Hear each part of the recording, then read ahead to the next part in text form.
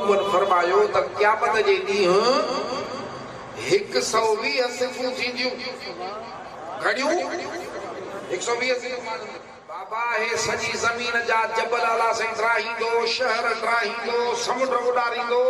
अछो पट कंदो हे समुंड सुधी ज़मीन वो इन ते हिकड़ी कुंड को ॿी कुंड ते जेका सिर्फ थी थी सॼी दुनिया जा माण्हू वञी वेंदा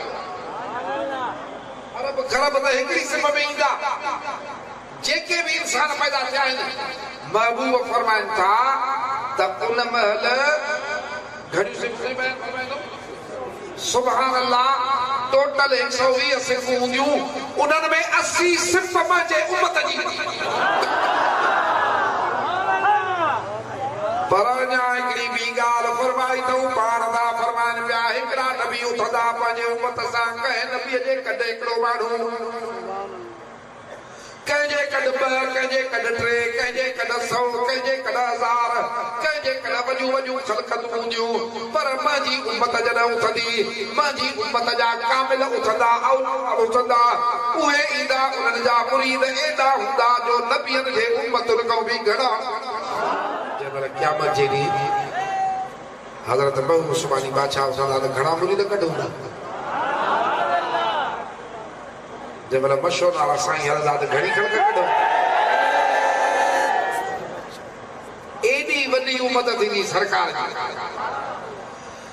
अल्लाह ताला फरमायो तौरेत जे अंदर त मां उन पंहिंजे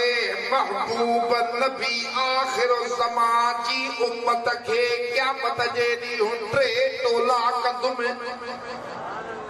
इहे 80 सिफ़ूं क़यामत वारियूं 3 हिस्सनि में अल्लाह कर फरमाईंदो पहिरियों हिस्सो हूंदो इहा मदीने जे साईं में हदीस फरमाई आहे त क़यामत जे ॾींहुं अल्लाह मुंहिंजी उम्मत जा 3 टोला कंदो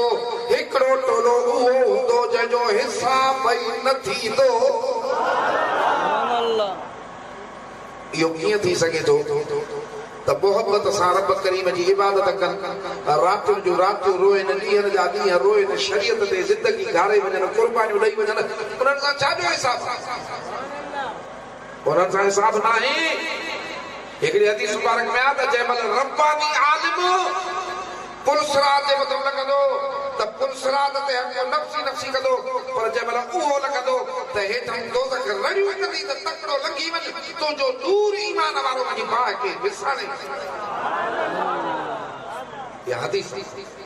त पोइ यादि रख जंहिंजे मथे ते हे ताज मुबारक पियल आहे जंहिंजी निशानी आहे जंहिंजे कद लॻा आहिनि उहो आलिम बाअमल रब्बानी आलिम बि आहे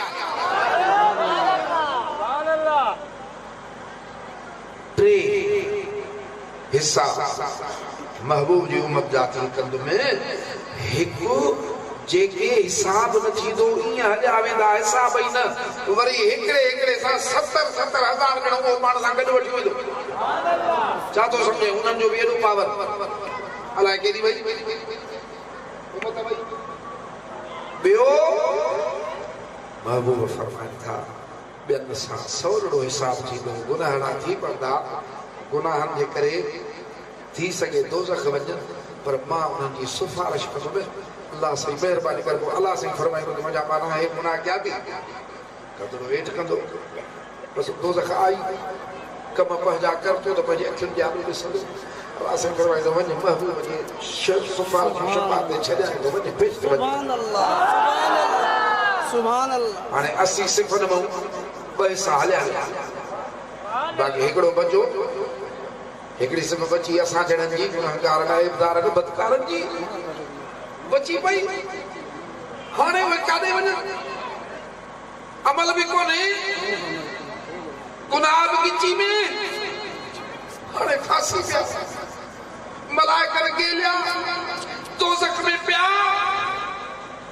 मदीने जा साईं फरमाइनि था पिया उन्हनि खे मुंहिंजे शफ़ाअत वारो हथ मुबारक उते पहुचंदो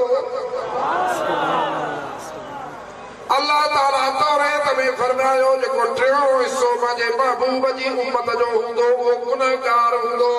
पर उन गुनहगार हिस्से खे बि कॾहिं पुॼाए ॾींदोमांसि जो मां पंहिंजे महबूब सां वाइदो कयो आहे कहिड़ो वाइदो वलसौफ युतीक रब्बुक फतरदा अल्लाह ताला फरमाए थो पंहिंजे महबूब खे मुंहिंजा मिठा महबूब तुंहिंजो रब तोसां वाइदो थो करे तोखे एतिरे क़दुर अता कंदो पोइ आलिम ने लिखियो आहे त छा अता कंदो उहो दर्जे शफाअत महबूब खे अल्लाह साईं एतिरो अता कंदो गुनाहगारनि जे लाइ गुनाहगारनि खे छॾाइण जे लाइ बेश्त में पुॼाइण जे लाइ उहो पावर एॾो हूंदो जो सब गुनाहगार महबूब उन पावर सां कढी वेंदो अल्लाह फरमाए थो इहो तोखे मां एॾो ॾींदुसि जो तूं पंहिंजे रब ॾांहुं राज़ी थी वेंदो समुंड में जो माण्हू किरे त वध में त केॾो बि तैराक हुजे त हिकिड़ो बचाईंदो ॿ बचाईंदो 8 बचाईंदो 100 त न बचाए सघंदो न पर एॾो पावर हुजे जो समुंड में हज़ारे न लखे न किरोड़े न बेहिसाब माण्हू जेकॾहिं समुंड न दोज़ख वाह जे समुंड में कढे त मदीने जो साईं कढी या महबूब खे मिलियल जो गुलाम नबी